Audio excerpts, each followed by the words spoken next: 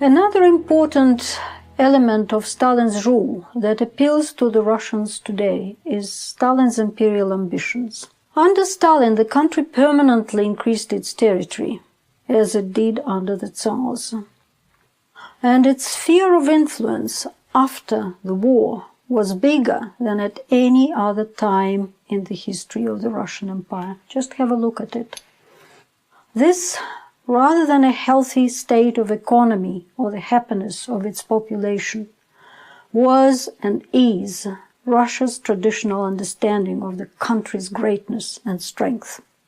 After the Russian assimilation of the Crimea in 2014, the first such incident since the collapse of the Soviet Union, the ratings of Vladimir Putin, Russia's president, skyrocketed.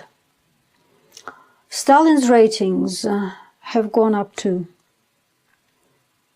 The new confrontation with the West automatically led to the mobilization of the population around its past and present heroes. Russians are getting more intolerant to any opposition. The independent media has been squeezed out. Several independent, non-governmental organizations which work in different social and political spheres have been made to register as foreign agents. This is because they got some funding from foreign foundations or organizations. A foreign agent in Russian terms is equivalent to a spy.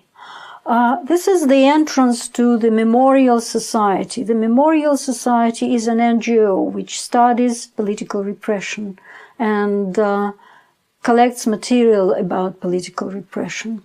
It was pronounced and for a foreign agent, and here you see a foreign agent loves USA. The Russian government does not express any official approval or disapproval of the upsurge of pro-Stalinist propaganda. But Putin's view of Stalinism seems more balanced. The last that Putin spoke about Stalinism in any detail was in 2009. He stressed that industrialization and victory in the war was Stalin's greatest achievements. But, he said, the peasantry was ruined and the Soviet agriculture never recovered. The repressions from which millions of Soviet citizens suffered did take place. The price of Stalin's achievements was too high, he said. Yet, in Putin's view, it is impossible to throw a stone at those who were the organizers of Russian war victory. If Russia had been defeated, he said, the price would have been unimaginably higher. So far, the revival of Stalin's cult has not meant a return to Stalinism. Memorials to victims of political repression still exist. Museums of the Gulag function. 30th October, the day of commemoration of the victims of political repression, is officially recognized and celebrated. Here is the memorial to victims of political repression in Moscow, right opposite the building of the former KGB, the security organization. Yet, the danger of losing historical memory by a significant proportion of the Russian population as a result of the pro-Stalinist propaganda is palpable. This is the end of our course. I hope that you found some of the things I said interesting, or maybe they give you some material to think about.